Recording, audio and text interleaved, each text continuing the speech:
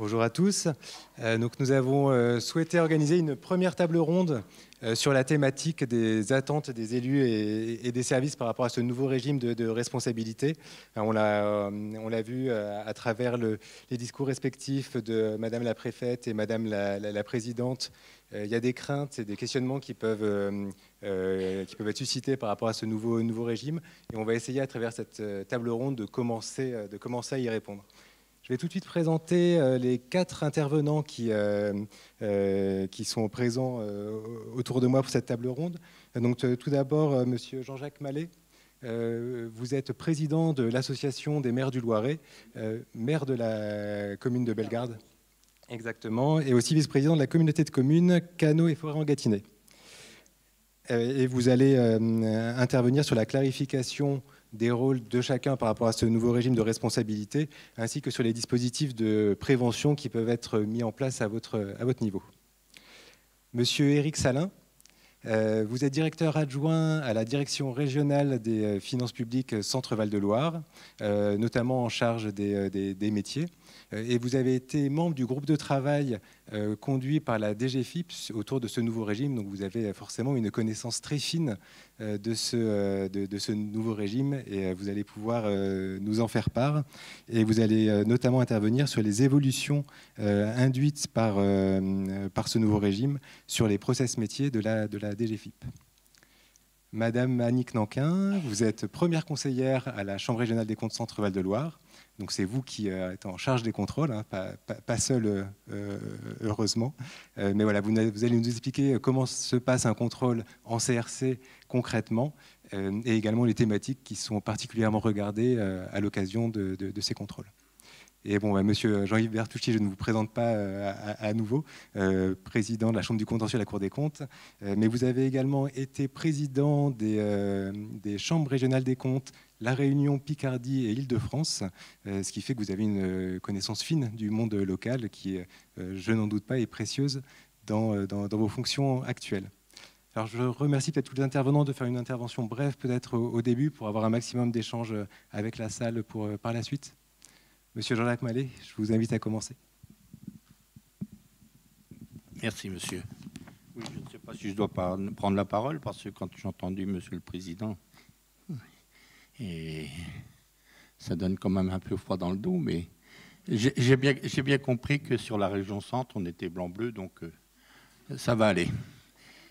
Donc, mesdames, messieurs, la nouvelle ordonnance réforme les distinctions traditionnelles entre ordonnateurs et comptables, bien sûr, ce qui est perçu comme une avancée majeure vers une gestion publique plus fluide et cohérente des finances publiques.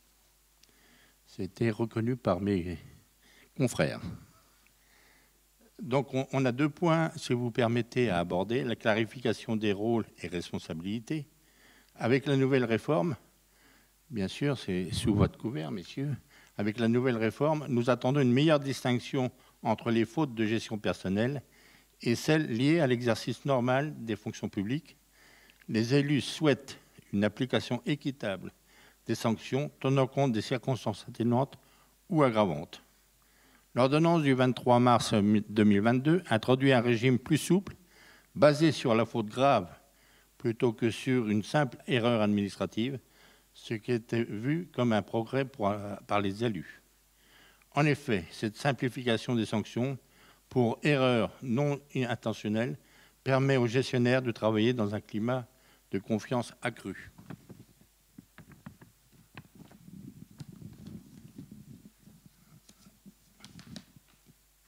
Deuxième point, nécessité de mieux intensifier les risques en interne, mieux prévenir les risques en développant une culture du risque. Avant la réforme, il y avait une incertitude concernant l'interprétation des règles de gestion des fonds publics, ce qui dissuadait parfois la prise d'initiative. Aujourd'hui, la réforme permet de renforcer le fonctionnement de la chaîne financière et s'inscrit dans le sens d'un contrôle interne financier plus adapté aux enjeux réels. C'est pourquoi cette réforme nécessite, à mon sens, d'effectuer un travail de pédagogie accru et d'intégrer au management la prévention des risques. Le contrôle interne apparaît comme étant le corollaire indispensable au nouveau régime de la RGP, ce qui signifie une meilleure maîtrise des risques et une sécurisation accrue des processus au regard des enjeux identifiés. Dans le cadre de cette réforme, chaque structure doit pouvoir identifier les risques ou les situations normales afin de pouvoir les corriger. Je tiens néanmoins à souligner que l'acculturation aux règles de la comptabilité n'est pas aisée en fonction de la taille de la collectivité. Les élus attendent de pouvoir bénéficier de recommandations et outils pédagogiques ou de diagnostics qui puissent attirer l'attention des employeurs publics sur des situations particulières à risque. Dans cet esprit, je tiens à saluer l'initiative de la DRFIP qui a appelé de notre part à tous une vigilance renforcée concernant les faux ordres de virement, le FOVI. Ça, c'est très important. Pour mémoire, l'escroquerie au FOVI vise à détourner un virement attendu sur le compte bancaire de votre collectivité par usurpation de son identité, arnaque due au président, ou changement de coordonnées bancaires, bien sûr. Cette catégorie d'escroquerie est généralement réalisée par téléphone ou par message électronique, voire les deux, et concerne tous les types d'organisations et entreprises de toute taille et de tout secteur privé et public. État, collectivités locales, établissements publics locaux. Rassurez-vous, je n'ai plus pour longtemps.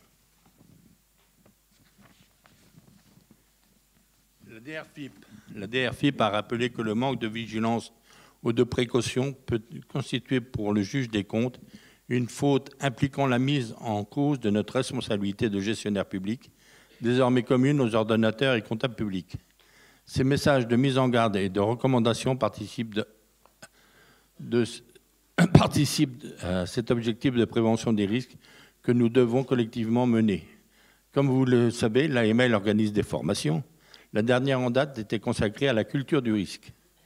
Il est plus que jamais indispensable d'intégrer la gestion du risque dans notre quotidien. C'est ce que nous avons souhaité proposer à travers nos assises de la formation des élus. Comprendre les risques pour agir de manière proactive, anticiper, planifier et faire face aux situations les plus complexes.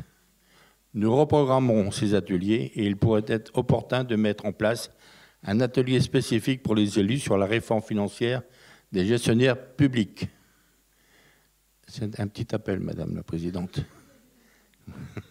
Un webinaire va d'ailleurs se tenir prochainement avec la DGRFIP sur le sujet. Aussi, je me permets de préciser que les recommandations des conseillers aux décideurs locaux seront utiles pour que les élus apprennent à évaluer les risques. En conclusion, nous partageons, nous les élus, un double objectif. Promouvoir une gestion publique plus responsable et efficace, tout en maintenant des garde-fous appropriés pour éviter les abus ou les erreurs coûteuses et, in fine, renforcer la confiance des citoyens dans l'action publique. Je vous remercie. Merci, Monsieur le Président. Merci pour cette transition. Vous avez parlé de la DRFIP, notamment qui a donné un soutien des élus locaux. Monsieur Salin, je vous en prie. Merci. Avant de vous expliquer ce que la DGFIP a engagé comme mesure depuis la mise en œuvre de cette réforme, que moi je qualifierais d'ailleurs de révolution s'agissant des comptables publics, j'aimerais juste revenir sur l'esprit. Et il y a quelqu'un qui l'a dit beaucoup mieux que moi, Monsieur Bruno Lasserre, qui était à l'époque vice-président du Conseil d'État, en 2019, à la Cour des comptes, lors d'un colloque sur la responsabilité, a dit, parce que j'y étais pas, la bonne gestion ne se décrète pas. Elle suppose souvent des tâtonnements, des expérimentations, des hésitations, des retours en arrière, de la créativité et parfois des erreurs. Tout l'enjeu consiste à élaborer des règles et des dispositifs permettant de concilier la régularité de la gestion publique et incitation à une prise de risque saine et raisonnée. Et je crois que là, tout est dit. Parce que depuis tout à l'heure, on parle quelque part dossier, sanctions, instructions. Mais par rapport au volume d'opérations qui sont traitées, il ne faudrait pas être conduit à penser à l'issue de cet après-midi que la RGP vise à sanctionner tout le monde et qu'au final, on se sente tous oppressés. Parce que l'objectif, in fine, c'est quelque part une sorte d'appétence au risque, mais un risque maîtrisé. C'est de partir également du principe que tous les risques n'ont pas nécessairement besoin d'être maîtrisés. mais un certain nombre de risques fondamentaux doivent l'être. Et tout l'enjeu finalement des travaux que l'on commence à mener vise à ça. C'est-à-dire que depuis le 1er janvier 2023, nous sommes dans un nouveau paradigme s'agissant de DGFiP. Je vous parlais tout à l'heure de révolution. Monsieur le Président l'indiquait tout à l'heure, la RPP, elle a existé pendant 2 siècles. 2 siècles. 2 siècles au cours desquels nos processus internes ont été modelés. Nos rituels ont été définis. La remise au service entre comptables, chaque changement de comptable, la période de réserve, etc. Et notre culture, j'allais dire d'entreprise, notre culture de service, s'est également modelée là-dessus. Avec quelque part, vis-à-vis des collectivités, quelquefois une certaine défiance, parce qu'on avait une responsabilité qui était asymétrique. Le fait d'avoir sa responsabilité engagée du fait des erreurs de quelqu'un d'autre conduisait finalement à se méfier de ce qui était transmis par l'ordonnateur et donc à contrôler tout un tas de choses qui potentiellement avaient été très bien contrôlées en amont, donc à surcontrôler, ce qui dans le contexte actuel n'est pas un gage d'efficacité ou de productivité. Au fil du temps, naturellement, et puis des suppressions d'emplois qu'a pu connaître le ministère des Finances, on s'est adapté. Il y a des mesures qui sont apparues, le contrôle hiérarchisé de la dépense notamment, qui a plus de 20 ans désormais. Et donc au 1er janvier 2023, quand la réforme s'est mise en place, il n'y a pas eu nécessairement un grand lendemain, même si la mesure, la portée est extrêmement importante. On a plutôt été dans le continuum de ce qu'on avait fait, par exemple en matière de contrôle hiérarchisé de la dépense. On a désormais des opérations qui avant devaient être contrôlées obligatoirement, qui ne le sont plus nécessairement. Donc c'est à la main des directions locales et ensuite en déclinaison des comptables de voir ce qu'ils vont en faire derrière. En matière de recettes, on a davantage la main. En matière de seuil, alors ça c'est plus sur les recettes fiscales, ce n'est pas le monde des collectivités locales, mais on a davantage la main au niveau local. Mais finalement, on est dans le continuum. Ça fait déjà des décennies qu'on fait des poursuites sélectives. On ne poursuit pas de la même manière une créance à 100 € ou une créance à 1 million d'euros. En matière de dépenses, on ne vise pas de la même manière un mandat à 100 € ou un marché complexe. Donc tout ça, c'était déjà embarqué. Donc il y a un chemin qu'on a parcouru, mais aujourd'hui, j'aurais tendance à dire que nous sommes au milieu du gué. On a quitté la berge où on était en mode nominal CDBF et RPP, et on a une berge à atteindre où on sera en mode nominal et RGP, mais on n'y est pas encore. On n'y est pas encore parce que les évolutions que j'indiquais tout à l'heure en matière de contrôle hiérarchisé de la dépense, c'est, pardonnez-moi l'expression, une tambouille interne des DGFiP. C'est-à-dire qu'on a nos propres recettes et on fait ça hors la vue de l'ordonnateur. Ce n'est pas quelque chose qui est partagé ordonnateur comptable. Ce n'est pas un plan qui tient compte du niveau de maîtrise réel côté ordonnateur. Et pourtant, c'est vers cette étape-là qu'il va falloir aller. C'est-à-dire que tout l'enjeu, me semble-t-il, demain, c'est de réussir à accompagner les collectivités dans toute leur diversité, parce qu'on parlait des grandes collectivités, les moyennes, mais moi je pense surtout aux petites, parce que dans le département du Loiret, on a surtout des petites collectivités, avec quelquefois en face de nous une secrétaire de mairie, qui s'occupe certes des questions budgétaires et comptables, mais pas que. Et donc du coup, ce n'est pas une spécialiste de tout, elle ne peut pas l'être, et elle a besoin de nous, elle a besoin de l'accompagnement qu'on sera en capacité de lui donner. Et donc tout l'enjeu, c'est comment est-ce qu'on fait évoluer ces collectivités pour les aider à renforcer leur maîtrise des risques, au moins dans les domaines budgétaires et comptables, de sorte qu'ensuite, notre plan de contrôle il soit concerté avec ces collectivités. Donc ça, c'est un chemin qu'on a commencé à parcourir avec monsieur le Président dans le cadre des réunions et des échanges réguliers qu'on a avec l'AML. C'est une discussion qu'on a également avec l'Association des secrétaires de mairie. Le 26 octobre, ils fêtent leurs 50 ans et ils nous ont demandé sur la thématique d'intervenir là encore sur cette responsabilité parce qu'il y a des questionnements. Et je citais monsieur Lasserre en introduction, mais il faut bien avoir en tête que cette réforme, elle induit un questionnement, y compris au sein de nos équipes.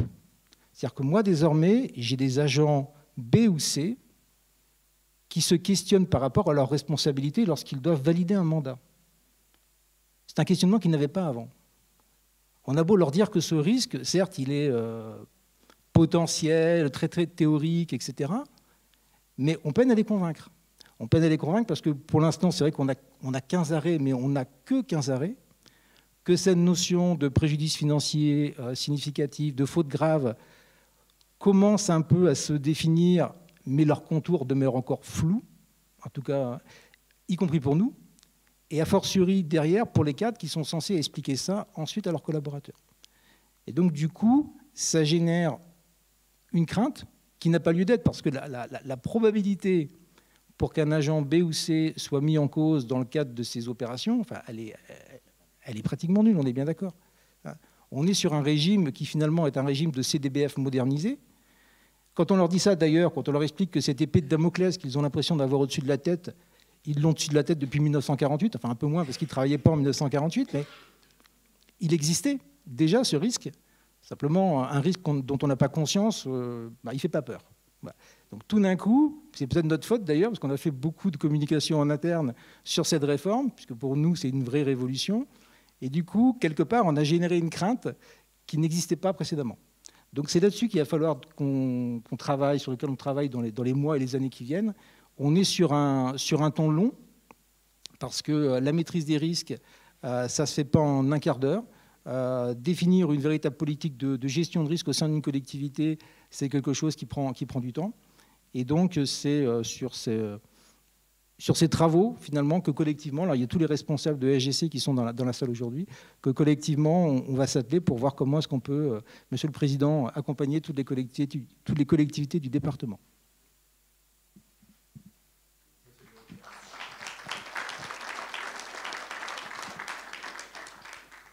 Oui, bien, moi, je voudrais revenir un petit peu en amont, puisque derrière les arrêts de la Chambre du contentieux et de la Cour des comptes, il y a les chambres de la Cour et notamment les chambres régionales et territoriales des comptes qui alimentent en saisissant le parquet. Donc, c'est au cours des contrôles inscrits à leur programme que les équipes de contrôle des chambres régionales vont éventuellement relever des irrégularités. Leur examen de la gestion des collectivités territoriales, vous le savez, porte sur la régularité des actes de gestion, l'économie des moyens mis en œuvre et l'évaluation des résultats atteints par rapport aux objectifs fixés par l'organe délibérant. Les chambres formulent aussi des recommandations et elles examinent ensuite leur suivi. Leur action, c'est important de le rappeler, est encadrée par les principes d'impartialité et d'indépendance. Et j'insiste aussi sur le fait que l'instruction est toujours à charge et à décharge, au regard notamment des difficultés dont nous sommes toujours conscients dans les équipes de contrôle, que rencontrent les élus et les agents dans l'accomplissement de leurs missions respectives et dont il a été plusieurs fois question ici. Donc concrètement, l'analyse de la situation financière des organismes contrôlés est souvent enrichie d'axes de contrôle supplémentaires qui vont être plutôt centrés sur la probité, sur la déontologie, puisqu'on sait que certains secteurs de la gestion d'une collectivité peuvent être plus sensibles en termes de risques financiers et comptables. Les contrôles explorent donc des thèmes supplémentaires et pour lesquels l'équipe relèvera éventuellement des manquements, mais éventuellement aussi de bonnes pratiques. Donc, en termes d'organismes contrôlés, on peut avoir un objet de contrôle qui va se situer dans une sorte d'écosystème, c'est-à-dire, outre les collectivités locales, les CRC peuvent contrôler des organismes qu'on appelle satellites, qui en dépendent, et certains ont été cités. C'est l'exemple des CCAS, des EHPAD, de certaines associations, des SEM, des sociétés publiques locales, ou encore des régies autonomes qui gèrent un SPIC, par exemple. En termes de thèmes de contrôle, nous avons une petite liste qui n'est pas forcément très originale et on retrouve en général les ressources humaines, avec les recrutements, rémunération des dirigeants, les avantages accessoires, les primes, les heures supplémentaires, la commande publique, la gestion financière, c'est-à-dire par exemple les délégations de signature, la vérification du service fait, le versement de subventions à des associations, et puis en termes de déontologie, les déports des élus, par exemple, lors des assemblées délibérantes, l'instauration ou pas d'un contrôle interne, et on peut aussi aller sur la gestion immobilière et foncière, l'acquisition ou la cession d'immeubles. Enfin, le panorama est très vaste. Et ça ne rend pas évidemment la tâche toujours très facile. Deuxième chose, si à l'occasion d'un contrôle sont détectées des irrégularités, et à ce stade il ne s'agit encore que d'irrégularités, mais qui seraient susceptibles de relever de la Chambre du contentieux, l'équipe de contrôle va les exposer dans son rapport d'instruction. Donc elle réunit tous les éléments dont elle dispose, tout doit être évidemment étayé. Et tous ces éléments vont être disposés pour éclairer la collégialité des magistrats. Le rapport d'instruction qui est rendu par l'équipe de contrôle est soumis à l'avis du ministère public près la Chambre. Il est ensuite délibéré par les magistrats en collégialité. Et j'insiste, toute irrégularité n'est pas forcément une infraction. Il faudra donc identifier une règle en vigueur au moment des faits qui n'aurait pas été respectée. Et là, ce qui me paraît intéressant de vous rappeler, c'est que lorsque les magistrats examinent les éléments qui leur ont été fournis, nous nous posons énormément de questions. La question est évidemment de savoir si on va éventuellement aller vers un déféré sur le cas particulier qui nous est soumis, et avec l'idée évidemment de savoir s'il va prospérer ou pas devant la Chambre du contentieux. À ce stade, on est dans un rapport d'instruction, donc il ne s'agit pas du tout d'un jugement, simplement d'une proposition. Mais les éléments examinés sont déjà des questions parfois difficiles. Donc, la réalité des faits, les montants, la durée, la réitération des faits, les textes applicables à tel ou tel moment, la prescription, les justiciables, ce sont rarement des questions pour lesquelles on a une réponse toute faite. Par exemple, même la question de savoir quelle règle a été méconnue, si une gestion de fait est établie ou pas, si une faute a été commise, et si elle l'a été sur sa gravité, si un préjudice est réel, et si c'est le cas, s'il présente un caractère significatif. Vous voyez que toutes ces questions, en réalité, sont dans un cheminement qui n'est pas donné d'emblée. Et je finirai sur les circonstances de l'espèce, c'est-à-dire les circonstances dans lesquelles se sont produits les faits retenus, nous préoccupent aussi, puisque, en dehors des circonstances très, très exceptionnelles qui constitueraient un cas d'exemption de responsabilité, il a beaucoup été question déjà de circonstances aggravantes ou atténuantes. Donc ceci pour vous dire que dans l'exercice de la détermination des faits qui pourrait amener un déféré, il est nécessaire, mais il n'est pas facile de répondre à toutes les questions qui peuvent se poser. Ça a été rappelé à l'instant sur les relations entre DGS et élus, par exemple, mais de façon plus générale, entre les différents types de collectivités, les différentes compétences dont dispose la collectivité, nous sommes attentifs aux difficultés que peuvent rencontrer les agents, les élus, tous les justiciables potentiels dans l'exercice de leur mission. Et je finirai en vous disant que c'est bien la Chambre régionale des comptes qui a qualité pour déférer. La décision de déférer au ministère public près la Cour ou de transmettre au procureur de la République n'est jamais prise par le seul magistrat qui a contrôlé l'organisme. Elle n'est jamais prise non plus par un seul magistrat. Elle est bien prise par la collégialité de la Chambre, par les magistrats réunis en délibéré et au vu des conclusions du ministère public. Donc, c'est une décision qui est vraiment délibérée avant d'être prise. Et ensuite, elle prendra la forme d'un dossier le plus circonstancié possible, très étayé, par lequel la Chambre va saisir éventuellement le parquet de la Cour, et c'est ce dernier qui décidera s'il y a lieu de requérir des poursuites.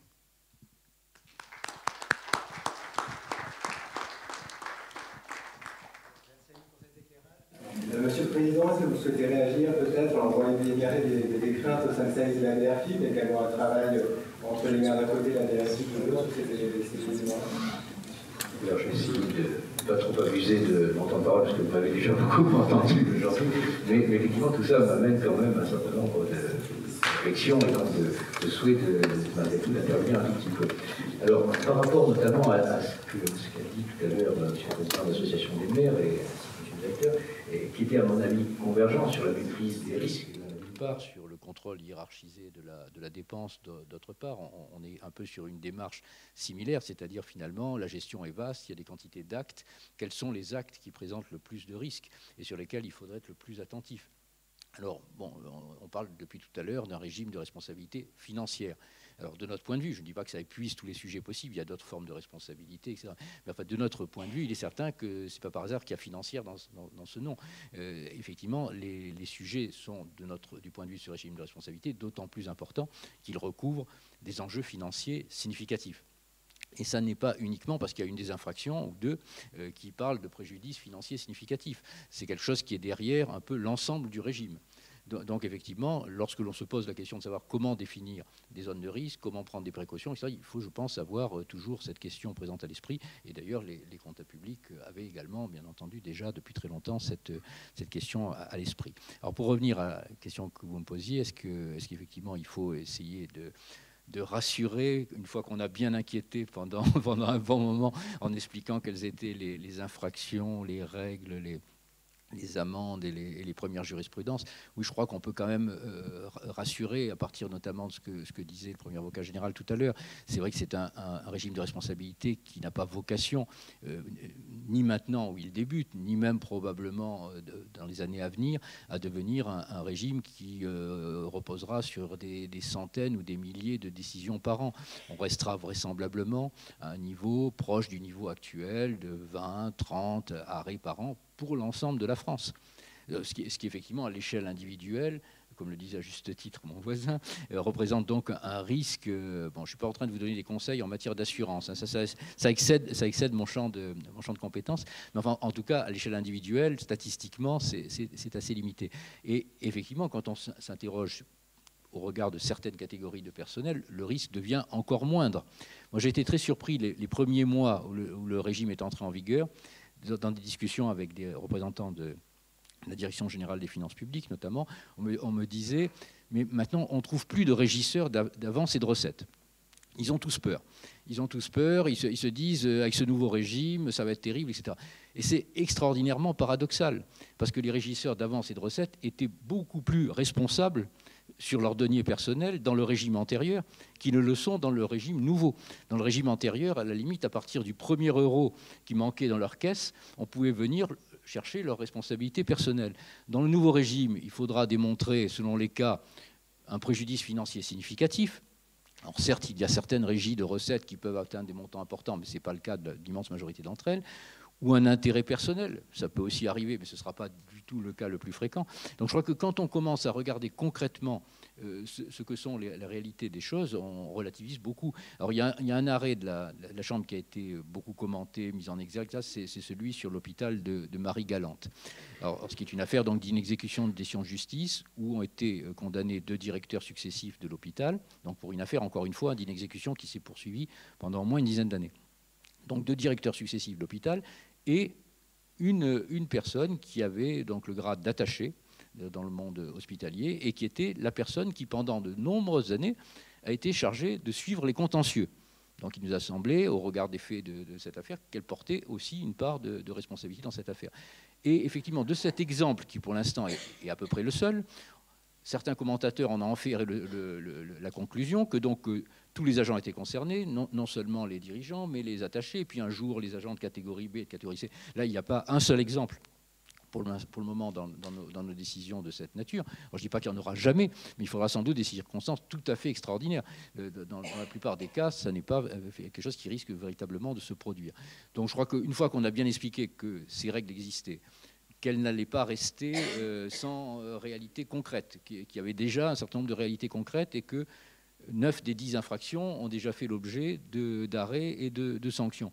Vous avez vu quand même le nombre d'arrêts, les perspectives qui s'ouvrent devant nous et finalement le risque relativement limité à l'échelle individuelle d'un régime dont, comme le disait Serge Barry-Charteler, l'objectif est avant tout un objectif d'exemplarité en montrant qu'il y a un certain nombre de principes, qu'il y a un certain nombre de règles, qu'il y a un certain nombre de circonstances dans lesquelles on peut finalement engager sa responsabilité personnelle et se voir éventuellement poursuivi et condamné une fois qu'on aura pris en compte effectivement la totalité des circonstances de l'affaire, des responsabilités des uns et des autres, qui sont parfois d'ailleurs aussi les responsabilités de personnes. On n'a pas parlé aujourd'hui de la prescription, pour pas donner un tour trop juridique à la discussion, mais effectivement les faits ne sont pas non plus poursuivis indéfiniment.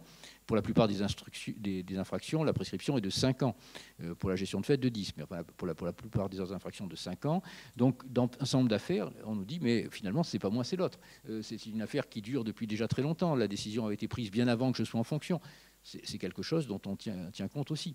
Non seulement, évidemment, on ne peut pas poursuivre des gens qui se situent dans les périodes qui sont prescrites, mais on doit parfois tenir compte, pour ceux qui sont aujourd'hui en fonction, du fait qu'ils ont hérité d'une situation qu'ils ont finalement dû gérer et dans laquelle, effectivement, la responsabilité qui n'est pas la leur a aussi pesé et devoir en tenir compte dans la façon dont on apprécie l'affaire et les suites à lui donner. Merci, Monsieur le Président. Monsieur Mallet, vous souhaitiez... Oui, si vous permettez, vos propos sont plutôt rassurants. Je vous remercie, cher monsieur. Mais je voulais revenir sur l'action des maires sur le département, bien sûr. Département du Loiret que je connais un petit peu. Vous savez, les maires ont aujourd'hui des mandats très compliqués. Très compliqués, pourquoi? Parce qu'ils sont toujours en première ligne, bien sûr, sur ce qu'on évoque aujourd'hui, c'est-à-dire l'argent, etc., mais également sur toute la gestion d'une commune. Et je peux vous dire que certains rencontrent beaucoup de difficultés. Je n'ai jamais été tant appelé qu'en ce moment sur des difficultés rencontrées par des collègues et amis. Donc, je pense qu'il faut être très attentif, et ça, on se le doit. Et je pense qu'on doit travailler ensemble, Madame la Présidente, pour être à l'écoute de nos élus. Je compte également sur la GDRFIP pour être à nos côtés, mais j'en suis persuadé. Et il faut absolument qu'on fasse un travail d'équipe dans le bon sens, dans le sens des maires et bien sûr de nos habitants derrière. Merci. Merci, Monsieur le Président.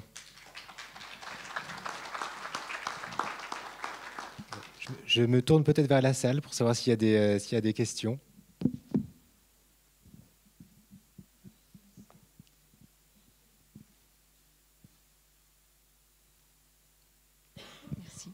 Daniel Gressette, maire de Bray-Saint-Aignan, une commune nouvelle. Je voudrais juste, c'est pas une question, en fait, c'est une constatation qui va dans le sens de Monsieur Salon, quand il a parlé de la responsabilité des agents de la DGFIP. Je vous dirais que nous, dans la communauté de communes Val de Sully, quand la trésorerie de Sully a fermé et qu'on s'est retrouvé avec le centre de gestion comptable à Gien, on a eu l'impression que nous, les maires, on était vraiment des voyous. On avait, pour le moindre mandat, alors sûrement qu'il y avait la pression justement de cette responsabilité, ce qui fait que chaque fois qu'on avait un mandat à payer, il y avait toujours des demandes et des demandes et des demandes de justificatifs. Et franchement, ça commence à s'améliorer, mais je peux vous dire que la situation a été très, très, très désagréable. Parce que tout simplement, je pense que cette suppression, fermeture de la trésorerie et ensuite le centre comptable de gestion comptable de Gien nous a pas été tellement expliqué. Nous ne parlons pas le même langage, nous ne parlons pas sur les mêmes comptes et c'est très compliqué quand on ne reçoit que des mails avec une tartine nous indiquant ce qu'on doit faire. Voilà. Ça s'améliore, mais je peux vous dire que c'est très, très impactant pour notre personnel et pour nous, petits maires des petites communes. Message bien reçu. Alors, je l'avais bien en tête. C'est quelque chose que j'ai d'autant mieux perçu, comme je vous disais tout à l'heure, on est en échange au niveau de la direction assez régulier avec les associations des secrétaires de mairie. Et finalement, quand on discute avec elles, déjà on mesure toutes les missions qui sont les leurs. Et comme je disais tout à l'heure, ce ne sont pas forcément des spécialistes des questions budgétaires et comptables. Et j'ai bien conscience que certains des mails qui peuvent partir de nos services de gestion comptable, qui sont écrits par des gens qui sont 8 heures par jour sur ces questions-là, qui baignent là-dedans, qui ont l'impression d'être clairs dans leur mail, peuvent potentiellement être relativement incompréhensibles pour les personnes qui les reçoivent. Donc il faut qu'on travaille là-dessus, j'en ai bien conscience. Et j'espère que, d'ailleurs, cette réforme va nous permettre d'être moins tatillons et donc de fluidifier finalement l'action publique, parce que, je reviens à ce que je disais en propos introductif, cette réforme, elle sert à ça. Elle ne sert pas à tout bloquer et à tout scléroser, mais elle sert à faire en sorte que l'action publique se déroule, certes dans un cadre sécurisé, mais qu'elle se déroule de manière la plus fluide possible.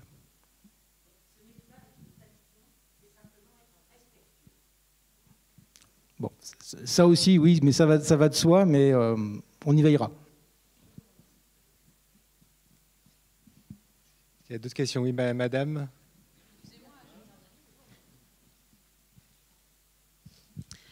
Juste pour rebondir, Monsieur Salin, sur ce que vous parliez tout à l'heure, le CHD, contrôle hiérarchisé de la dépense pour les non-initiés. On ne sait jamais. J'ai été contactée récemment par notre CDL. Donc j'ai de très bonnes relations avec le CDL, avec le GC de la collectivité. Donc là-dessus, j'ai rien à dire. Pour justement permettre d'éviter le CHD, de faire un engagement partenarial sur différentes thématiques, et en même temps, ça va améliorer nos comptes. Donc on va dans le sens de la M57 et du futur CFU, peut-être, je ne sais pas. Donc effectivement, les thématiques qui ont été décidées, c'est tout ce qui est compte d'immobilisation, la fiabilité des bases de tiers, parce que là, effectivement, quand il y a des contentieux, on a des grosses difficultés par rapport au stock d'impayés. Donc c'est vrai qu'on va dans le bon sens.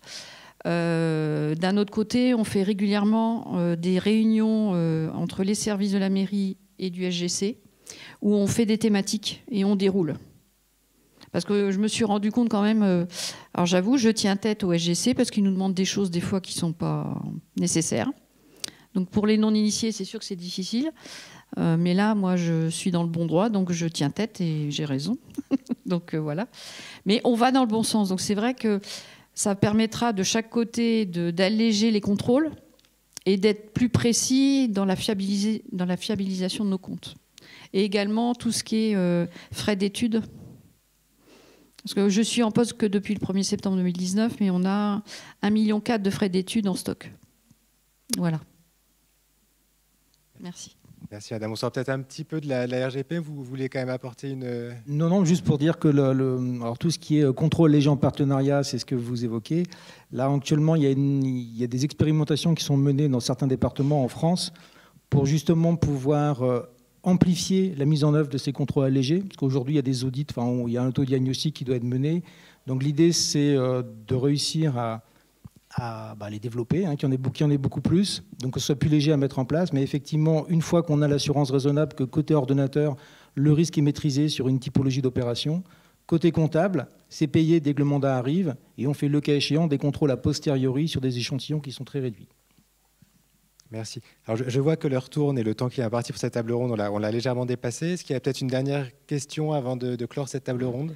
Non, je voulais juste, donc moi je suis secrétaire générale, puisque maintenant ça s'appelle comme ça, d'une petite commune de 1300 habitants. J'allais dire par rapport aux responsabilités, par rapport à la construction d'un budget, par rapport à l'évaluation des risques, les postes comme le mien, ce dont on souffre souvent, c'est d'être tout seul dans notre coin. Parce qu'effectivement, on est une petite commune, puis quand on appelle les autres à côté, ils n'ont pas forcément le temps.